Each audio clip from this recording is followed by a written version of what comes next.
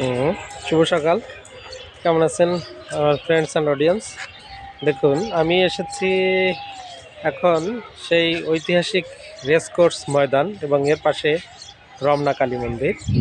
তো এই যে দেখুন, এই যে একটা পদ্ম পুকুর, রমনা কালী মন্দির, এটা হচ্ছে পদ্ম পুকুর। তো এখানে এসেছি, এখানে নাম সংকীর্তন চলছে, এর পাশাপাশি আমি একটু কাজেও এসেছি। তো দেখুন কি সুন্দর পদ্ম পুকুরে পদ্ম ফুটেছে। তো এই যে কথাটা বলা প্রয়োজন, এই রমনা কালী মন্দিরের তো একটা ইতিহাস ঐতিহ্য আছে, আপনারা সবাই জানেন। তো আজকে সেদিকে যাব না। আজকে আমার কথা কি ছিল, যে ইনডোর আউটডোর সবখানেই আমাদের শিক্ষা, শিক্ষামূলক অধিবেশন চলবে।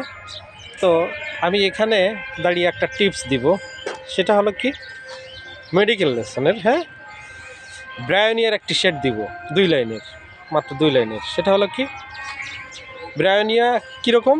ব্রায়োনিয়া হচ্ছে খুব অ্যাভারেজ পার্সন। অ্যাভারেজটা কি? অ্যাভারেজ মানে কৃপণ বা কঞ্জুস, সে সহজে পয়সা কড়ি খরচ করতে চায় না। এটা গেল। 2 হচ্ছে পার্সিভারেন্স। পার্সিভারেন্স কি? তার খুব ধৈর্য আছে। আর একটা রুব্রিক কি? Bed get out of bed wants to. এই 3টে রুব্রিক যদি একসাথে আপনি নিতে পারেন, তাহলে মেডিসিন আসে ব্রায়োনিয়া। এবার আমি ব্যাখ্যা দিচ্ছি।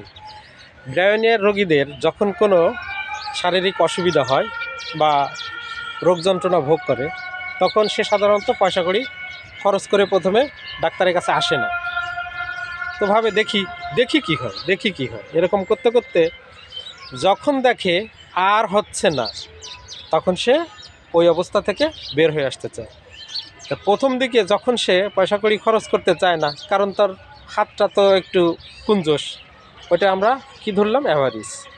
আচ্ছা, কিছুদিন অপেক্ষা করলো, দেখি কোনোভাবে, হ্যাঁ, এই একটা ব্যথার ট্যাবলেট খেয়ে নিল, বা এই ওষুধ খেয়ে নিল, বা ওই তেল মালিশ করে নিল।